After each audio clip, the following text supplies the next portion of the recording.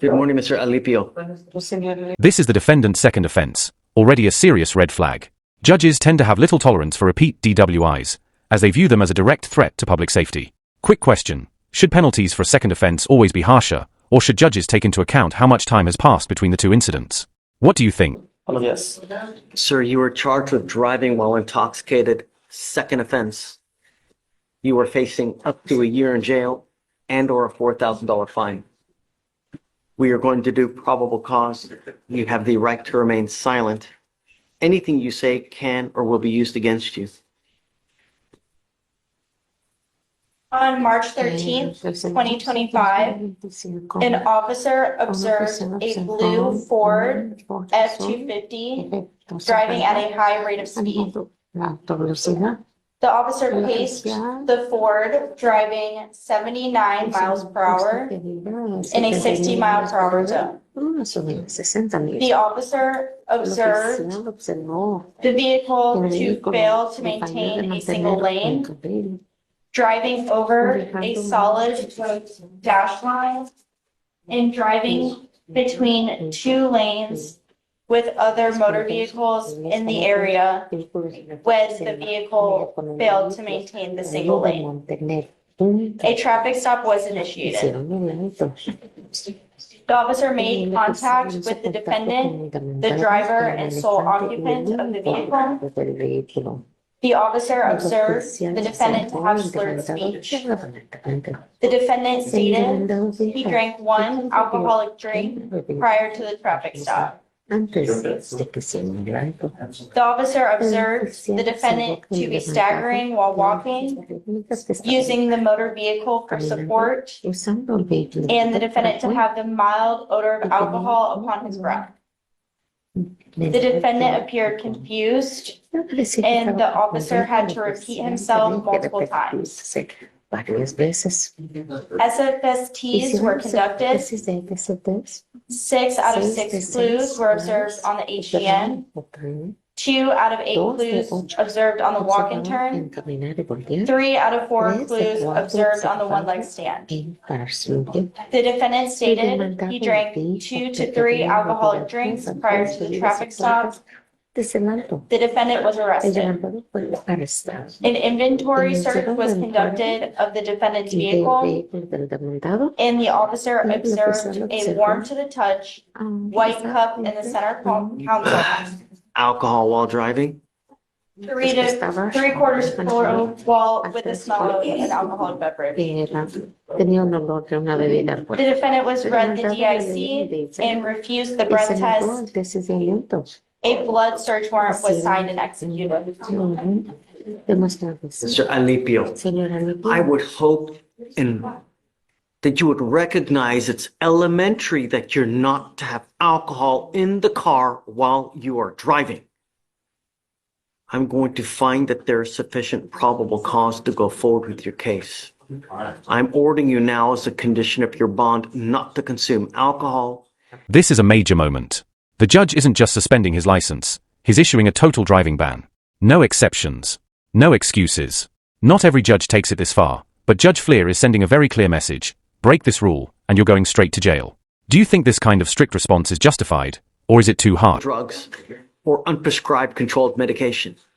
I'm going to randomly test you. If I find that you're consuming alcohol or illegal drugs, I will put you in jail. I am now also taking away your privilege to drive. You are not allowed to drive. If I find that you do, because I will have you sign an affidavit, a promise with me that you're not going to drive. I don't give a rat's behind what your excuse is. If I find that you drive, likewise, you will go to jail. I do not know what your immigration status is, but if you are not in this country with permission and you go to jail and immigration finds you, they will put an immigration detainer on you, and you will be stuck like Chuck in custody until this case is over with, and then you get shipped off to immigration. Do you understand? Yes. I am sending notice to DPS that there is now a restriction on you that you are not to drive any vehicle that doesn't have an ignition interlock on it. If you were caught driving a vehicle and it does not have an ignition interlock, every officer in this state will know to arrest you and put you in jail. Do you understand? ¿Usted lo entiende? Yes. Your Honor, just to clarify, so he can drive so long as he has a guardian in? No, I'm taking away, he's not allowed to drive at all. Would you consider reinstating his ability to drive because he owns his own business? I'm not ready yet. All I know is that he's got alcohol allegedly in the car while he's driving, and it's a second offense. Look at me, Mr. This is classic Judge Fleer. Tough love, plain and simple. His message? Fix your problem yourself, or I'll fix it for you. And believe me, no one wants the court stepping in to fix things. Let's see how the defendant responds from here. Do not drive. Do you understand? Yes. Yes, sir. Because of this restriction, you will now be required to obtain a portable device that you're going to take with you everywhere you go to prove to me that you are not consuming alcohol. I don't know if you have a problem with drugs or alcohol. If you do, now is the time for you to address it. Because if I see it becomes a problem, I'm going to address it for you. And I promise you're not going to like the way that I do it. Do you understand? ¿Lo entiende? Yes. Yes. Because you have a lawyer, I will waive your appearance. That means that you don't have to waste your time coming to court. But it is your responsibility to stay in touch with Lee. If she tells me that she can't get a hold of you because you're ducking and dodging phone calls, you're playing games, you're not responding to her, likewise, I will issue a warrant for your arrest. I'm going to do everything in my power to protect my street at all costs. And I have no qualms about putting you in custody. If you don't believe me, ask Lee. She knows. For now, I will have you come up here, swear to us that you're not going to drive. After that, you'll get to Victoria where we will have you sign a reset. After that, you'll get with Fleischer for your bond conditions. And after that, you'll be free to go. It's not forever, but I want to know that you truly appreciates and not just, oh, I'm sorry. Yes, Your Honor, his prior DWI was in 2003, so he had not had alcohol in a long time. How do we know? ¿Cómo sabemos? How many times has he not been caught that we just don't know? No. I don't know. But all I know is he's got alcohol in the car. He has a prior DWI. So he's already on notice of what you can and can't do. I have a problem. So Yes, Your Honor. just proactivity goes a long way. Yes, Your Honor. All right. Good luck to you, Michelle. You know, here for Mr. Flores, Adrian Flores. He's in the holdover. He's got a terroristic threat and a serious bodily injury charge. Represent me. Hi, how are you? Harold, what would you like? What are we doing? Just today was the day we're going to come back for the mental health evaluation, and they just sent it to me this morning. Haven't had a chance to read all of it. They did say he was competent, but I still think something's right with him. I talked to him. So get a second opinion. You know, if you need money for a second evaluation, I'll give you money. And I don't know. I mean, it might be he's competent, but just something's not correct, you know, with our thinking and reasoning when I was. Are you able to communicate with them? I am. Well, just for instance, Limited fashion or something, or what? Sorry? In a limited fashion or? no, he communicate. Just for instance, I was just told, well, I just want to go ahead and work it out because then I'm going to hire an attorney and we're going to get them all dismissed later. I'm like, no, Yeah, it doesn't work. if we're going to do this, we got to do it now. We have to decide if we're going to trial now. And That's then I want to get out as quick as possible and then kind of, but it was a little more than that though. Just, to talk to him.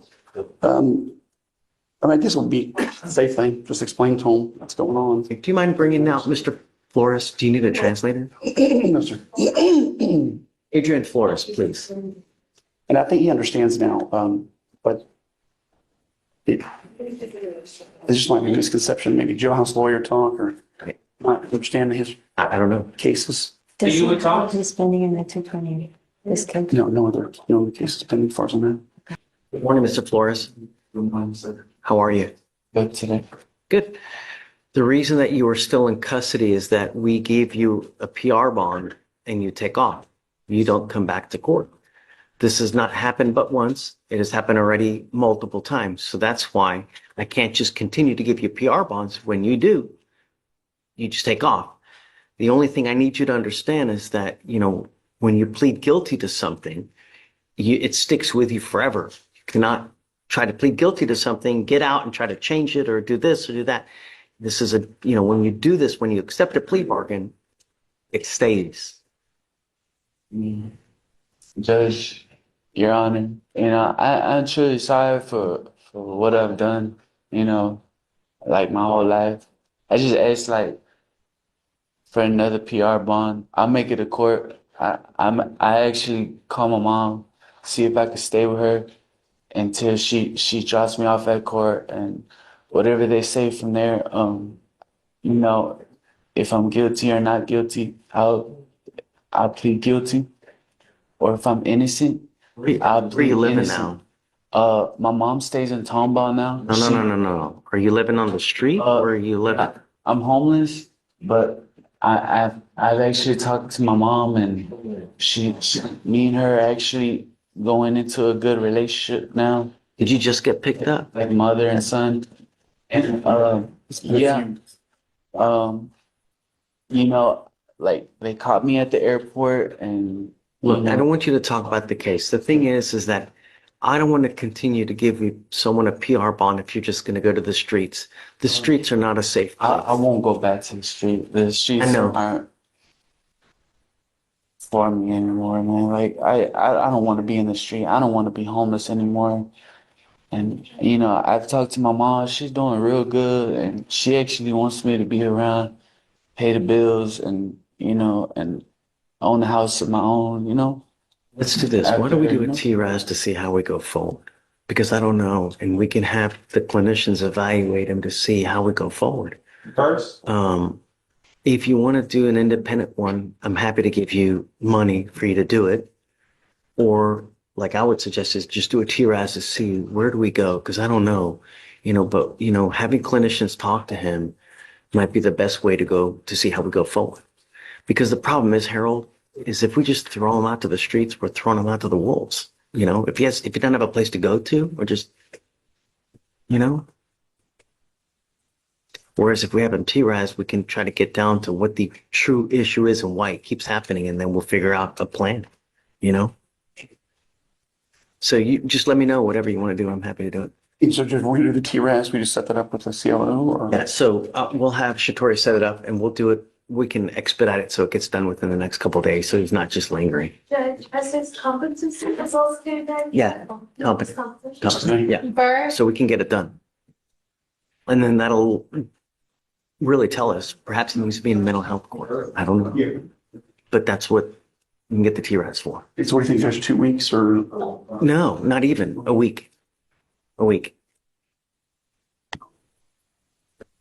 Okay, thanks. All right, Mr. Flores. Good morning, Mr. Lundy. Sir, you're charged with failure to stop and give information, which is leaving the scene of an accident without exchanging information. You're facing up to 6 months in jail and or a $2,000 fine. We're going to do probable cause. You have the right to remain silent. Anything you say can or will be used against you. You have the right to have an attorney present. If you cannot afford one will be appointed to you, sir. on March 12, 2025, at approximately 4:45 p.m., an officer was dispatched to an FSGI call. Upon arrival, the officer spoke to the complainant, who stated he was traveling north on FM when a vehicle crashed into his vehicle. The driver then fled the scene without exchanging information. Complaining witness 2, the passenger, stated that they were rear-ended, causing the defendant's vehicle to crash into a ditch. Defendant then approached them to check on their welfare, and once he saw they were unharmed, the defendant fled the scene on foot. The officer observed significant rear-end damage to the complainant's vehicle. The complainant provided a description of the defendant, and the officer ran the license plate and found the registered owners were Michael Lundy and Dylan Lundy. On March 13, 2025, the officer received a call from Dylan Lundy, who wished to provide a voluntary statement regarding the incident. The defendant admitted to crashing into the complainant's vehicle and to fleeing on foot because he believed he had an open warrant for failure to appear for a window tint violation. The complainant positively identified the defendant by photograph. The estimated cost to repair was over $200 as the complainant believed their vehicle was totaled. Can you run his license, please? And does he Yes. have any open cases anywhere? You can run an NCIC. His driver's license is eligible, and I normally don't take note of Class C violations, but I do. No, I don't care about Class C. Right. Didn't, Um, no, I don't care. He does not have any open Nope. cases Okay. at the moment. Got it. All right, Mr. Lundy, I'm going to find there's sufficient probable cause to go forward with the case. The only condition I'm placing on you now is you are not allowed to drive unless you have a valid Texas driver license and liability insurance in your name. If you do not have car insurance, you may not drive. You understand? Yes, sir. Okay, I will waive your appearance because you have a lawyer. Just stay in contact with Will. He'll tell you if and when you have to come back to court. I'll have you sign a receipt, Victoria, while you take a seat while we get your conditions. You'll sign it and then you'll be free to go. Thank you, Judge. Don't pick up any new cases. Yes, sir. Is that pre-trial bond condition?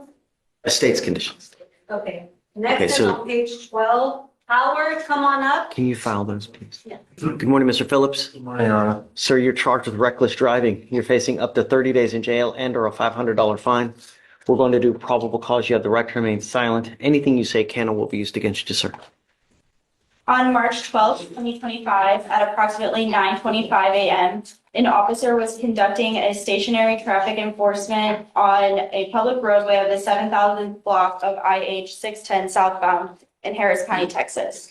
The officer observed a red Ford pickup truck traveling at a high rate of speed with heavy traffic the posted limit was 60 miles per hour. The officer witnessed the pickup truck bypassing other motor vehicles, weaving in and out of traffic at high speeds and coming dangerously close to other motor vehicles, with other drivers having to brake to avoid collisions as the Ford cut in front of them recklessly. The officer witnessed the pickup make multiple unsafe lane changes. A traffic stop was initiated. The officer reached speeds up to 110 miles per hour to catch up with the truck, but the pickup continued to distance itself from the patrol vehicle. The officer made contact with the defendant, driver, and sole occupant. The defendant admitted, "I know I was driving like an idiot. I just got off work." The defendant acknowledged he was aware that he could have caused an accident and hurt someone. Mr. Phillips, I'm going to find that there's sufficient probable cause to go forward with the case. If I find that you drive like this again, it's really not going to go well for you. Do you understand? Yes, sir. I will protect my street at all costs. If that means putting you in jail with a $500,000 bond, I'm going to do it in a second. Do you understand? Yes, sir. Anymore, I will also take your privilege to drive away from you as well. Can you look to see if he has a license? Yes, his driver's license is eligible, Your Honor. You are not allowed to drive unless you have valid liability insurance in your name, and that is also now a condition of your bond. No reckless driving, maniacally driving, donuts, street takeovers, anything of this nature. Do you understand? Yes, Your Honor. You will sign conditions to this, and after that, you'll be free to go. You have a lawyer. I will waive your appearance. Just keep my street safe, man. Every day we have people dying. It's not fair. Do you understand? Yes, Your Honor. Okay, come on. Thank you, Judge. Right this way. Mr. Albardon, sir, you're charged with terroristic threat of a family or a household member. You're facing up to a year in jail and or a $4,000 fine. We're going to do probable cause. You have the right to remain silent. Anything you say can and will be used against you. You have the right to have an attorney present. If you cannot afford one will be appointed to you, sir. Thomas On Flores? March 12th, 2025, an officer responded to a weapons disturbance call at a residence in Katy, Harris County, Texas. Upon arrival, the officer met with the witness, who stated the defendant, her brother, and the complainant, her sister, were inside the residence and were involved in a verbal disturbance. The witness believed the defendant walked upstairs to retrieve a firearm during the altercation, which caused her to walk out of the residence and call 911. The witness, the complainant, and the defendant were eating at the dinner table, and the defendant told the complainant that he will shoot the complainant and the complainant will need to leave the residence. The complainant stated that she lives at the residence with the defendant. The complainant stated the defendant got into a verbal altercation with their father, and the defendant stated that he was the man of the house. The defendant attempted to slap the complainant in her face, and the complainant moved her head back, causing her hijab to fall off her head. The defendant told the complainant he would grab a gun, hold her down, and shoot her. The defendant would see that the complainant would not be in the residence. The complainant stated she felt in fear when the defendant threatened to shoot her. Mr. Albardon, I'm going to find that there's sufficient probable cause to go forward with the case. A protective order has been issued in this case that identifies Ms. Lubna as a protected individual. get to know this protective order, because if you do something to violate it, the state can and will file a violation of a protective order against you. And it's one of the worst cases that you can pick up. Do you understand? One of the things is this comes with a residential restriction that you're not allowed within 200 feet of the Park Fair Courthouse. Do you understand? If you go back to this place, it's not going to go well for you. Do you understand? How old are you, sir? How much? 33. Do you work? Do you have the ability to hire a lawyer? So what I'll do is I'll have you fill out an application for me. I need to know whether you can qualify for a court-appointed lawyer. Any allegation of alcohol or Mackenzie, any alcohol or any dope, anything like No that? allegations of alcohol. Okay. So for now, what I'm going to do is I'm also ordering you not to have any contact with this person and not to be in possession of weapons. Do you understand? I'll provide you a lawyer today and we can talk about how we go forward, but just be careful. I don't want to have to put you in jail. Do you understand? Okay. Do you mind giving me an application? Deputy Miranda's going to give you an application. I'll have you sign a reset with Victoria, and then we'll have you take a seat in the jury box. Good morning, Miss Burse. Sorry, I lost my voice. Burse, that's what's right? Yes. Okay, ma'am, you're charged with criminal mischief. You're facing up to 6 months in jail and/or a $2,000 fine. We're going to do probable cause. You have the right to remain silent. Anything you say can and will be used against you. You have the right to have an attorney present if you cannot afford one. Just hang tight and we'll, okay? On March 13th, 2025, an officer responded to a criminal mischief call at a residence in Harris County, Texas. The officer made contact with the complainant and the witness, who directed the officer to the scene. The complainant stated the defendant came to the location, broke his motor vehicle window, and recorded the incident on his phone for the officers to see. The complainant stated the defendant left the location in a black Kia that had the location on. The complainant stated the defendant was on Rust Creek Drive at an apartment. He could point to her apartment. The cost of the damage to the motor vehicle was approximately $500. The officer reviewed the video and observed the defendant striking the front passenger window, causing the window to shatter, then leaving the location. The officer observed a brick inside the motor vehicle with glass shards inside the front passenger seat, floorboard, and outside the motor vehicle. The complainant was positively identified by her Texas ID prior to driving to her location per GPS. The officers followed behind, and the complainant pointed at the apartment as the defendant was standing right outside of it. The officer made contact with the defendant, who was wearing the same outfit in the video, and the defendant admitted to breaking the complainant's window. Got it. Do you have the rip done? I'm assuming this complainant doesn't want to have contact with her? We have Not yet? Okay. Ms. Burse, I'm going to find that there's sufficient probable cause to go forward with the case. I'm ordering you now as a condition of your bond not to have any contact with this person. Do you understand? Yes, Your Honor. I don't care what's going on in your life. Don't have any contact with this person. I'm also ordering you not to be in possession of your weapons as well. Okay. If I find that you're a danger to my community, it's not going to go well for you. Do you understand? Yes, sir. Do you have the ability to hire a lawyer? Yeah. Are you sure? Yes. Do you want to apply for a court-appointed lawyer? If I really don't need one, then no. You need a lawyer. Okay, then You're facing 6 months in jail, Then yes. $2,000 fine, plus it could go on your record, and it's disastrous when it goes on your record. Yes. It's a good idea. Do you mind giving an application? So I'm going to have you fill out the application. I'll have you take a seat in the jury box. So we'll get your bond conditions. Do not leave until you sign them. And then Okay. I'll have you talk to a lawyer here momentarily.